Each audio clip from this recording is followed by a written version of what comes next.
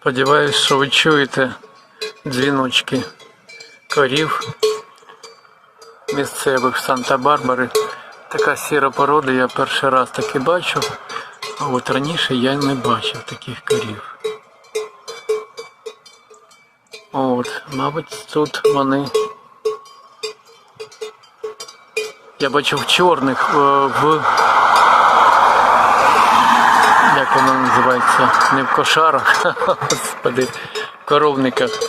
Бачив чорних корів, а от коричневата трошки схожа на українську. От.